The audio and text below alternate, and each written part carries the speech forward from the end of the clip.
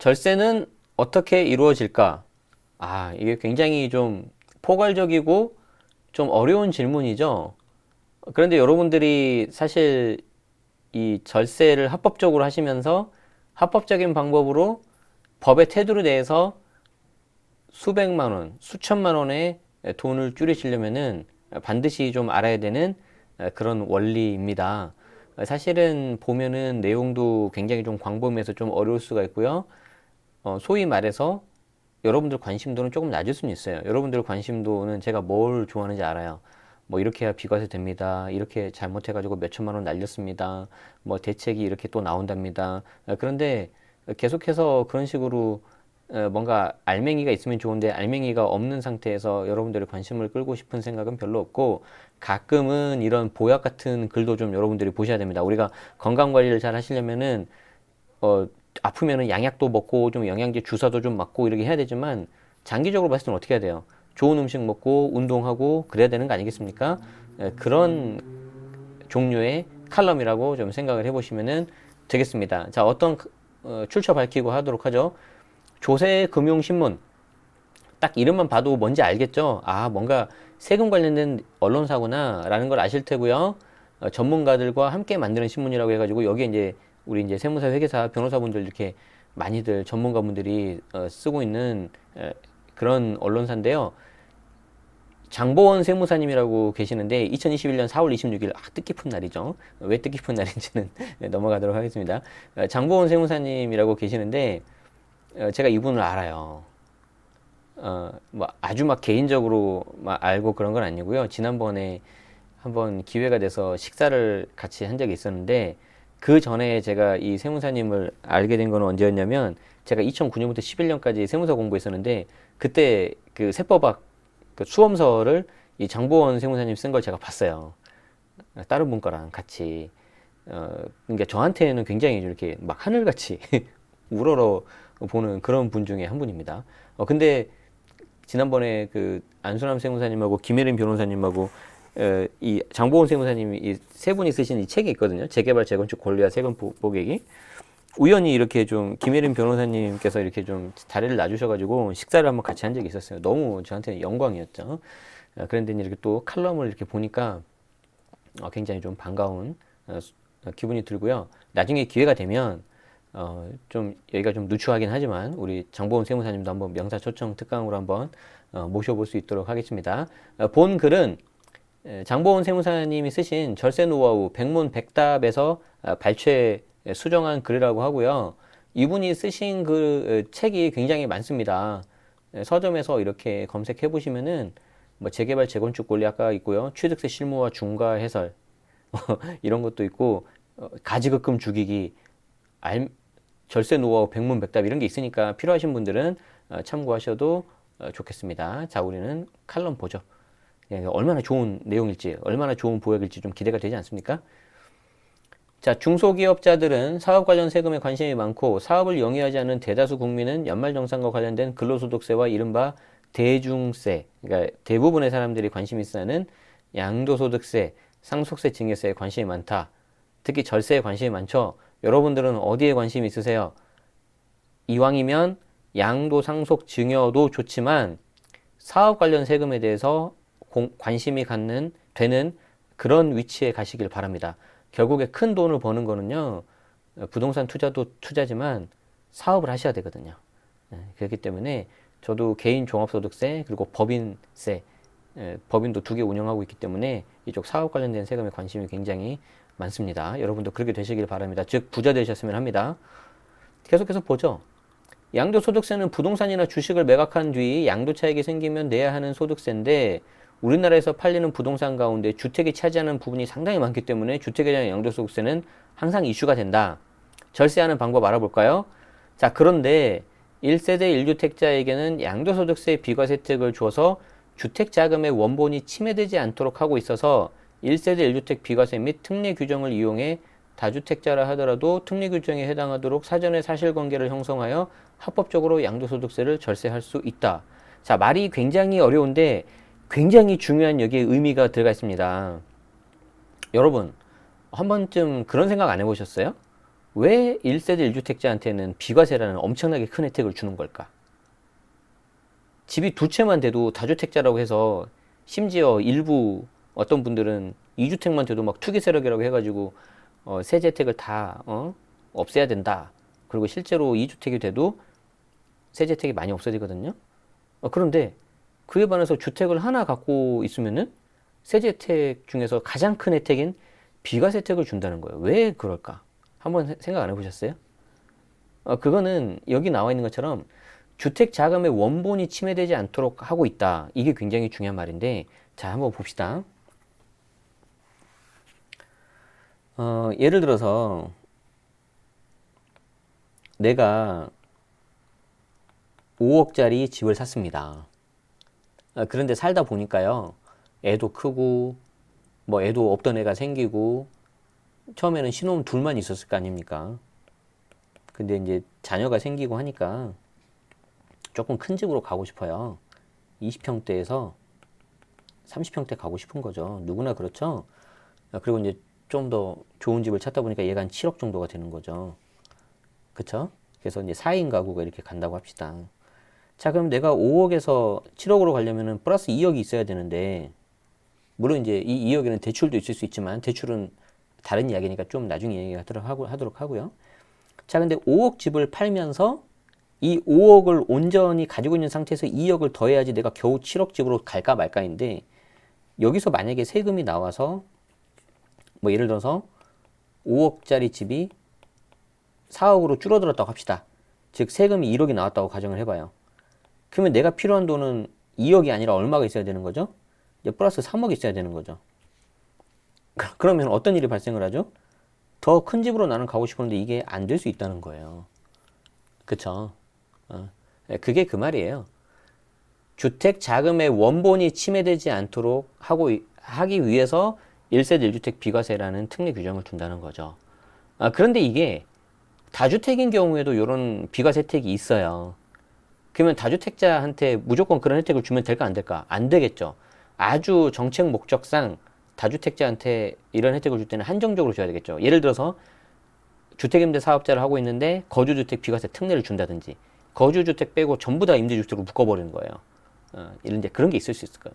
어쨌든 요런 그 스토리를 좀 보면서 여러분들이 보셔야 된다는 거죠. 한 번쯤 그런 생각을 하시라는 겁니다. 장기보유 특별공제도 마찬가지입니다. 자, 일단 뭐 거기 넘어가면 또 너무 깊게 들어가니까 요 정도만 하고요. 자, 그런데 이러한 사전적 사실관계 형성이 없이 단순히 주택을 양도하고 찾아오는 경우가 더 흔하다. 그러니까 사실관계를 이렇게 좀 꼼꼼하게 체크를 하고 내가 어떤 식으로 해서 비과세가 될지 절세가 될지를 생각하신 다음에 주택 양도 계약도 쓰고 뭐 잔금도 치르고 해야 되는데, 그런 거 없이 그냥 일 다 저지르고 세무사 사무실에 찾아온다 이겁니다. 이제 그 내용이에요. 좀 약간 어렵게 쓰여져 있죠. 그러면서 세무사에게 양도소득세를 깎아달라고 한다. 자, 하지만 어느 누구도 확정된 사실관계를 비틀어서 세금을 줄일 수는 없다. 사실관계가 딱 정해지잖아요. 그러니까 예를 들어서 내가 어떤 집을 가지고 있는데 그 집을 매도하는 계약서 썼다. 그럼 이건 사실관계 딱 정해지는 거거든요. 심지어 잔금까지 받아버렸다. 계좌이체까지 다 해버렸다. 그러면 그 사실관계를 바꿀 수는 없어요. 그걸 만약에 누가 바꿔준다고 한다. 바꿔준다고 하고 뭔가 대가를 요구한다. 그러면 그 사람은 사짜일 가능성이 90% 넘습니다. 그런 건 없어요. 그러니까 그런 거에 현혹되지 마세요. 여기 나오잖아요. 그런 유료에 휘말리면 탈세로 추징당하고 처벌받을 걸 각오해야 된다. 그러니까 정말 나쁜 마음을 먹고 하시는 분들은 안 계실 거라고 생각이 드는데, 제가 염려가 되는 거는 아주 일부, 이 방송을 들으시는 분은 일부 분들이 그렇게 해도 되는 줄 알고 잘 모르고 되는 경우가 있다는 거죠. 그러시는 건 없습니다. 세상에 공짜는 없습니다. 아시겠죠? 상속세 또는 증여세도 마찬가지다. 양도세도 그러하고 상증세도 마찬가지다. 자연인의 사망에 따라 발생하는 상속세는 상속재산이 5억 원이 넘는 경우, 배우자 생존시는 10억 원, 이 경우가 넘는 경우에 부과가 되는데, 상속이 발생하기 전에 10년 단위의 사전증여 등으로 재산을 관리하면 상속세 부담을 없애거나 줄일 수 있다. 그러니까 상속이 개시됐다는 거는 그 피상속인이 돌아가신 날 아닙니까? 근데 그 돌아가시기 전에 10년 안에 증여를 하잖아요. 그럼 그게 합산이 돼요. 그러니까 미리미리 10년 되기 전에 하라는 그런 말입니다. 또한 재산의 무상기부로 발생하는 증여세의 경우 증여재산의 평가나 증여재산 공제 규정을 이용해서 10년 단위로 배우자나 직계 좀비 소득의 재산을 증여함으로써 절세를 도모할 수 있다. 사전 증여 없이 피상속인 사망 후 자녀 재산에 대해 가상화폐로 돌린다, 골드바로 돌린다 등등 엉뚱하면서도 아무 효과도 없는 상속세 탈세를 계획하는 분들도 계시지만 황당무계한 얘기에 불과하다.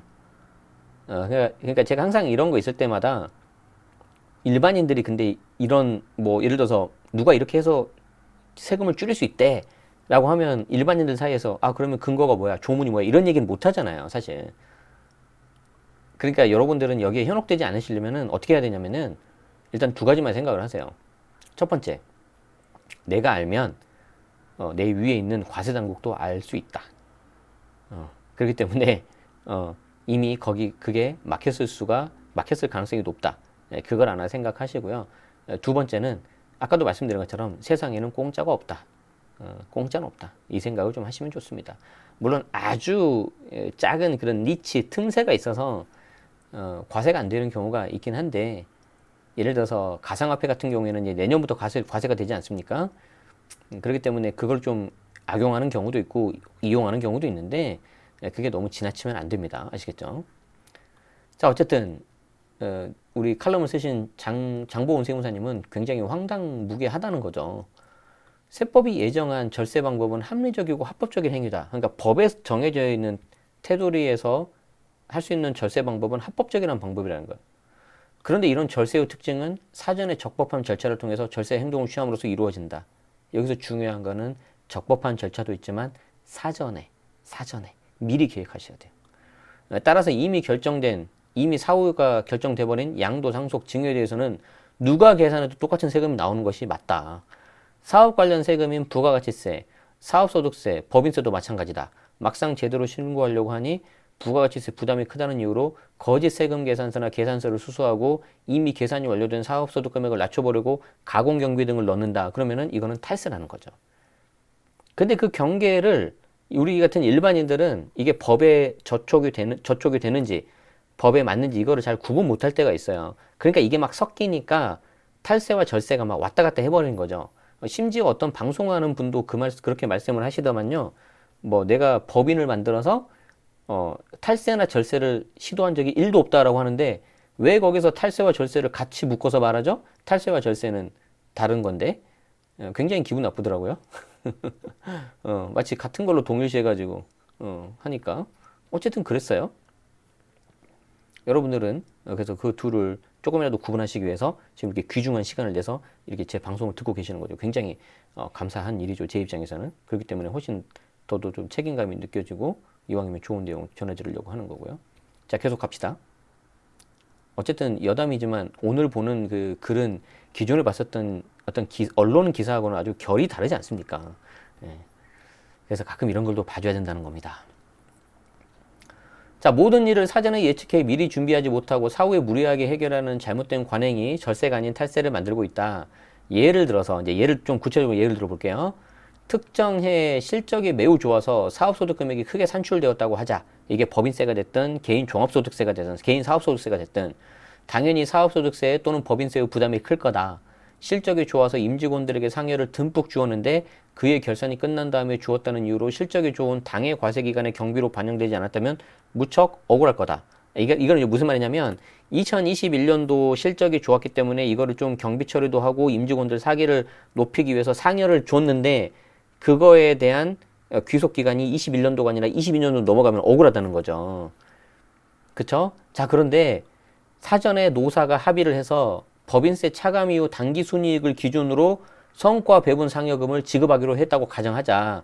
그러면 실제 지급은 결산이 확정되고 즉 2021년이 아닌 그 다음 연도 2022년 3월 말에 이루어지겠지만 그 성과 배분 상여금은 성과 배분의 기준일이 속하는 연도 즉 2021년도에 비용처리를 할 수 있다. 이게 이제 법규 1313 2005년 나온 그런 거. 그러니까 이제 이게 전문가 분들의 도움이 필요한 이유가 이런 거죠. 관련된 조문이나 예규나 판례를 얼마나 많이 알고 있느냐. 그리고 그거를 가지고 합법적으로 어떻게 할 수 있고 신고 대행을 할 수 있느냐. 그런 겁니다.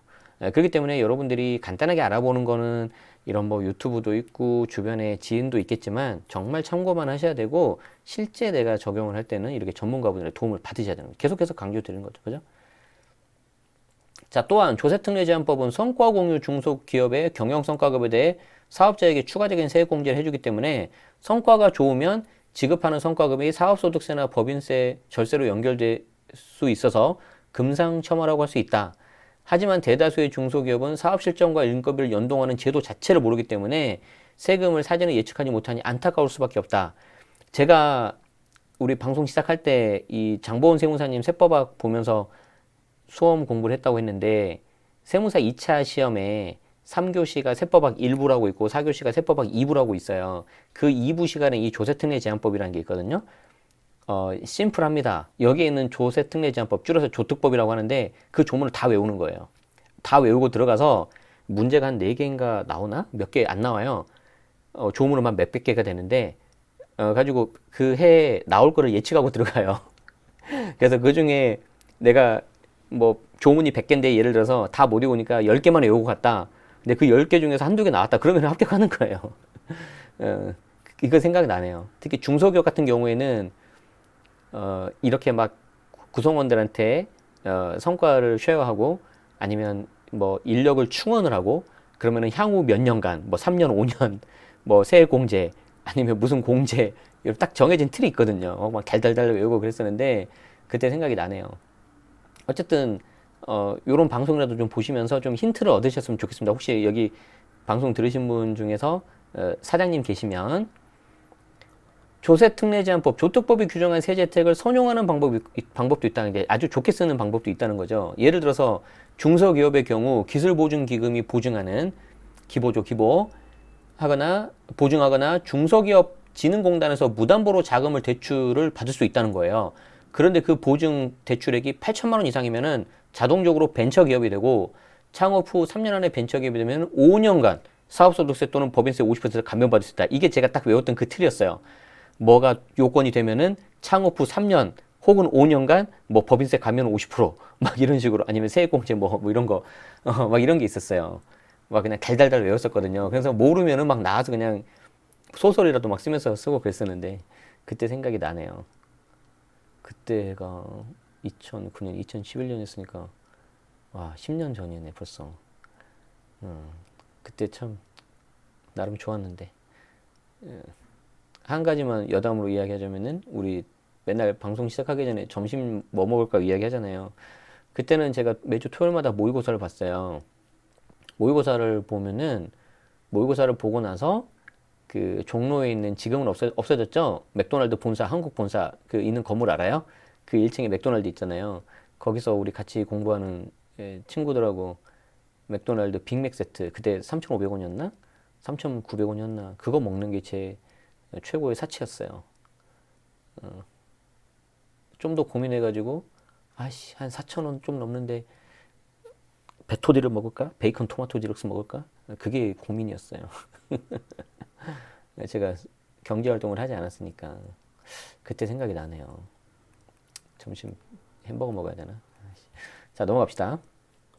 자 또한 연구 또는 개발을 필요로 하는 업종은 공대 미대 출신 또는 이에 준하는 경력 1인 이상으로 이루어진 연구 전담 부서를 설립하거나 그쵸 R&D 이제 혜택이 많이 가거든요.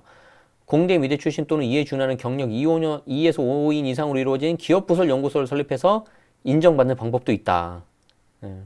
만일 문화를 다루는 업종이다 그러면 문체부, 문화체육관광부를 통해서 창작 전담부서 또는 창작 연구소를 설립하면 된다.